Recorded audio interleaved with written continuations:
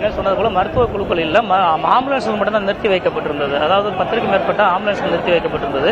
ஆனால் அந்த ஆம்புலன்ஸுமே அந்த கூட்ட நெரிசலில் வந்து குறித்த நேரத்துக்கு வர முடியாது. ஒருத்தர் மயக்கம் அடைஞ்சாங்கன்னா குறைஞ்சபட்சம் ஒரு 10-15 நிமிடத்தில் அவங்களை மீட்டு தண்ணி தெளிச்சு ஒரு முதலுதவி சிகிச்சை அளித்தால் மட்டும்தான் அவங்க காப்பாற்ற முடியும். அதனால் கிட்டத்தட்ட ஒரு அரை மணி நேரம் 1 மணி நேரத்திற்கு மேலாக அந்த குழந்தைகள் அந்த மயக்கம் அடைஞ்ச அந்த திடல்லையே வெளியில் மயக்கம் அடைஞ்சு தெரிஞ்சாலும் வெளியில் மீட்டு கொண்டு வர முடியல.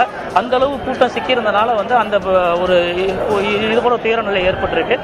அந்த மருத்துவ குழுவென்று தனியாக இல்லை, ஆனால் ஆம்புலன்ஸ்கள் நிறுத்தி வைத்து 10க்கும் மேற்பட்ட ஆம்புலன்ஸ் நிறுத்தி வைத்திருந்தார்கள். அவங்க வழக்கமாக பகலில் வந்து கூட்டம் போடும்போது மயக்கம் ஏற்பட்டவர்கள் ஆம்புலன்ஸ்கள் மூலம் அனுப்பி வைப்பார்கள். அது அந்த மருத்துவமனைக்கு அனுப்பி அந்த எண்ணத்திலேயே ஆம்புலன்ஸ் நிறுத்தி வைத்திருந்தார்கள். ஆனால் இது வந்து வெயிலால் ஏற்பட்ட மயக்கம் அல்ல, ஒட்டுமொத்தமாக மூச்சு திணறல் கூட்ட நெரிசலில் மூச்சு திணறல் ஏற்பட்டதால் அந்த மயக்கம் ஏற்பட்டது. ஏன்னா ஒரே இடத்துல ஒரு 10,000 பேர் இருக்காங்கன்னா அந்த இடத்துல 20,000க்கும் மேற்பட்ட கூடியதால் அந்த நெருக்கடியினால ஏற்பட்ட மூச்சு திணறலால் தான் அந்த உயிரிழப்பு ஏற்பட்டிருக்கு.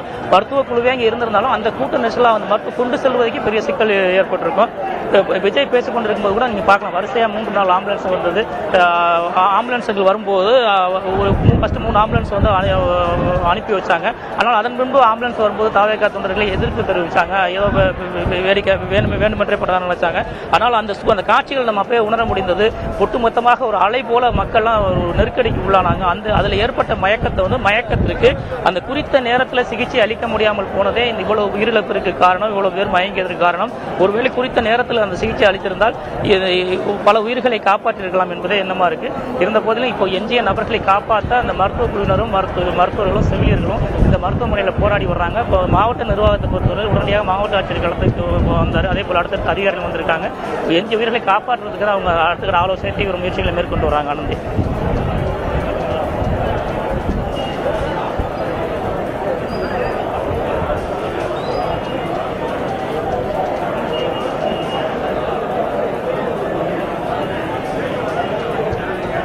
மாவட்ட ஆட்சியர் தங்கவேல் உடனடியாக அந்த சம்பவம் நடந்த 15 நிமிடத்திலே இங்கே அரசு மருத்துவமனைக்கு வந்துட்டாரு. அதே போல் திருச்சி ஐஜி நிர்மல்குமார் ஜோஷி களத்துக்கு வந்திருக்காங்க. கரூர் எஸ்பி வந்திருக்காங்க. அதே போல் முன்னாள் அமைச்சர் அதிமுக அமைச்சர் விஜயபாஸ்கர், முன்னாள் திமுக அமைச்சர் செந்தில் பாலாஜி உள்ளிட்டோரும் மருத்துவமனையில் தான் இருக்காங்க. உடனடியாக அந்த பாதிக்கப்பட்ட மக்கள், பாதிக்கப்பட்ட மயக்கமடைந்தவர்களை பார்வையிட்டு அவங்க அளிக்கப்படும் சிகிச்சை முறைகள் குறித்து கேட்டறிந்தாங்க. அதன் பின்பு மாவட்ட ஆட்சியர் மற்றும் மருத்துவக் கல்லூரி மருத்துவர்கள் உள்ளிட்டவங்க அடுத்த கட்ட ஆலோசனை ஈடுபட்டாங்க. ஏன்னா ஒரு நெருக்கடியான சூழல், இவ்வளவு பேர் மயக்கமடைஞ்சு வந்துட்டாங்க. மயக்கமடைஞ்சு வந்தவங்களை திரும்ப உடனடியாக சிகிச்சை அளிக்காம அடுத்த மருத்துவமனை கொண்டு செல்ல முடியாது. அப்ப என்ன கூடுதல் உபகரணங்கள் தேவைப்படுதா, கூடுதல் மருத்துவ கருவிகள் தேவைப்படுதா, சிலிண்டர் வசதிகள்லாம் இருக்கா என்பது குறித்து தான் கலந்து ஆலோசிச்சு அடுத்தடுத்து வந்தவங்களுக்கு வந்து உடனடியாக சிகிச்சை அளிக்கிற ஏற்பாடு மேற்கொண்டாங்க. ஆக்சிஜன் சிலிண்டர்கள் கூடுதலாக வரவழைச்சு செயற்கை சுவாசம் தேவைப்பட்டவங்களுக்கு செயற்கை சுவாசம் வச்சாங்க. அதேபடி வெண்டிலேட்டர் வைக்க வேண்டியவங்க வெண்டிலேட்டரில் அழைச்சிட்டு போனாங்க. அதை மாவட்ட ஆட்சியர் வந்த பிறகு துரிதப்படுத்தினாங்க.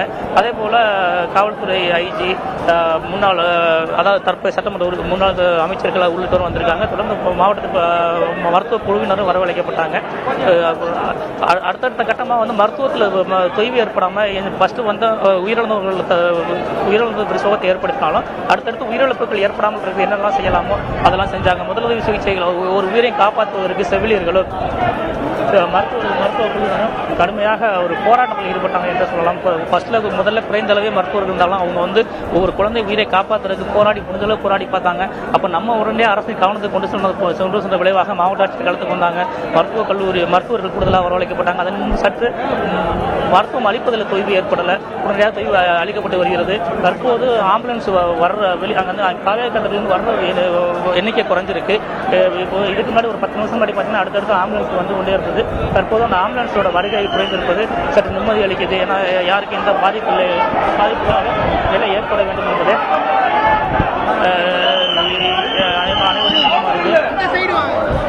இப்போ பார்த்தீங்கன்னா மீண்டும் ஒரு ஆம்புலன்ஸ் வருது. ஒரு அதிர்ச்சி ஏற்பட்ட வகையில் காவேரிக்கட்டிலிருந்து மீண்டும் ஒரு ஆம்புலன்ஸ் எடுத்துட்டு வர்றாங்க. அவசர சிகிச்சைக்காக அந்த குழந்தையை வந்து உடனடியாக அரசு மருத்துவக் கல்லூரி மட்டும் அழைச்சிட்டு சொல்கிறாங்க. அந்த காட்சிகள் தான் பார்த்துட்டு இருக்கோம். இன்னும் வந்து குழந்தைகள் பெரியவர்களாக வரவழி வந்துட்டு இருக்கிறது ஒரு வேதனை ஏற்படுகிறது. இருந்தாலும் சிகிச்சை அளிப்பதற்கு வந்து மருத்துவ குழுவினர் தயாராக இருக்காங்க. ஒரு ஆபத்தான நிலையில் வருவங்களை எப்படியாவது காப்பாற்ற வேண்டும் எண்ணத்தோடு தான் அவங்க முழு வீச்சில் செயல்பட்டு வர்றாங்க. ஆனந்தி, கிட்ட வருமா?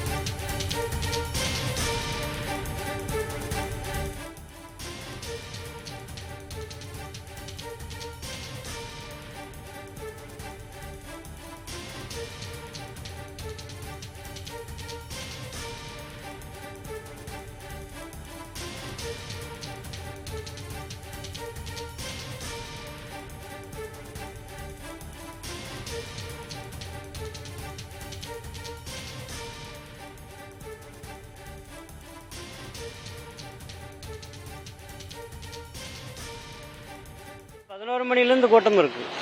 அந்த கும்பல் வந்து நெவராமல் தண்ணிக்கு வழி இல்லை, சாப்பாட்டுக்கு வழி இல்லை, அவ்வளோ வெறியில் அவ்வளோ பேர் இருந்திருக்காங்க. இவர் வரும்போது அப்படியே ஒன்றுக்கு ஒன்று அப்படியே நெரிசலில் பார்க்கறதுக்கு முந்தி அடித்து ஓடி அந்த மயக்கத்தில் அப்படி ஆயிருக்காங்க. ஆமாம் ஆமாம் ஆமாம்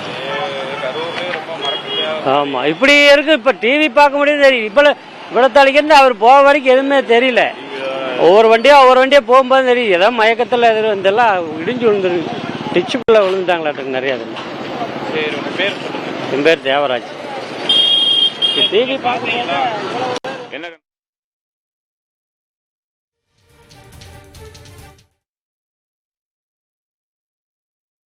இல்லைங்களா இந்த இடத்துக்கு. அதாவது இவரோட லொக்கேஷன் என்னன்னா, ஒரு பெரிய கிரவுண்டாக கொடுத்து ஒரு பெரிய மாநாடாக நடத்தக்கூடிய இடத்துல ஒரு ஜஸ்ட் டைம் பாஸிங்காக வந்து பேசுன மாதிரி இடம். இப்போ எத்தனை பேர் டெத்து? 29 உயிருக்கு நம்ம பதில் சொல்லி ஆகணுமா இல்லையா? இது யார் சொல்லுவா? தலைவர் தான் சொல்லணும். இல்லைங்க, எல்லாம் ஒரு ஆர்வம். ஏங்க ஒரு மாறுதல் வரணும். அதாவது ஒரு அடிப்படை ஒரு மனுஷனோட கருத்துக்கள் எல்லாமே இதுதான். இப்போ நீங்கள் யங்ஸ்டேஜ் தான், நீங்கள் பேட்டி எடுக்கிறீங்க. உங்களோட துடிப்பு என்ன இருக்கும்? ஒரு மாடல் வரணும். அந்த மாடல் தேடி எல்லாம் வரும் பொழுது எல்லாம் ஆர்வக்கோளாறு தான். இப்படி எல்லா மக்களும் முண்டியடிச்சு வரும்போது ஒரு நல்ல ஒரு பிரம்மாண்டமான ஒரு ஏரியாவை பண்ணி அதில் வந்து ஒரு மாடை நடத்தியிருந்தாருன்னா அது நமக்கு ஒரு சற்று நிம்மதி ஏற்படுத்தியிருக்கு. ஏன்னா 10 நிமிஷம் முன்னாடி வரைக்கும் பார்த்தீங்கன்னா தொடர்ந்து ஆம்புலன்ஸ் வந்துகிட்டே இருந்தது.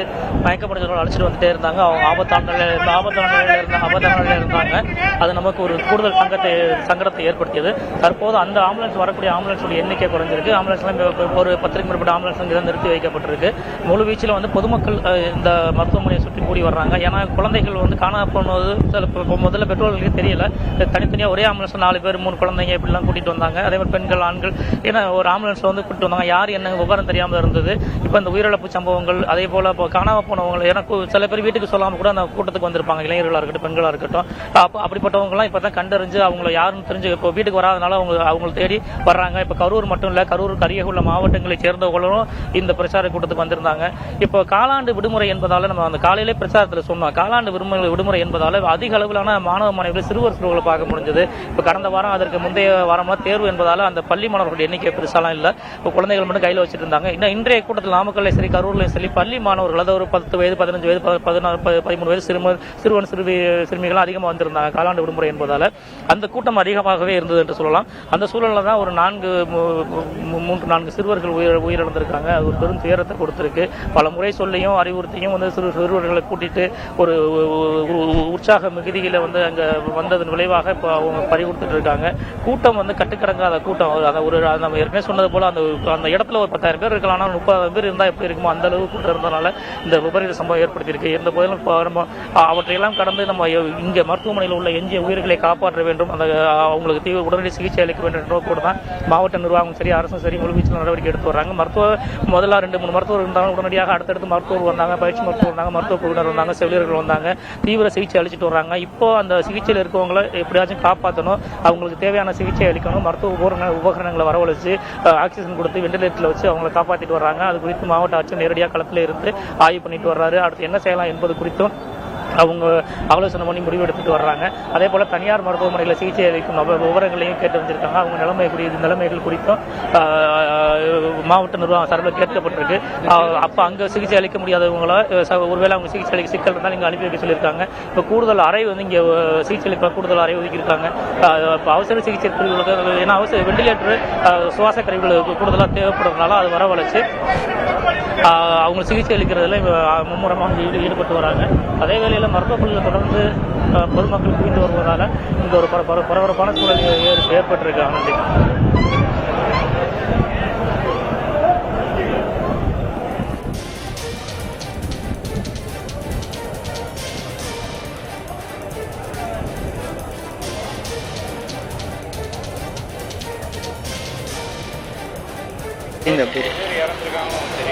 தெரியும் ப்ரோ.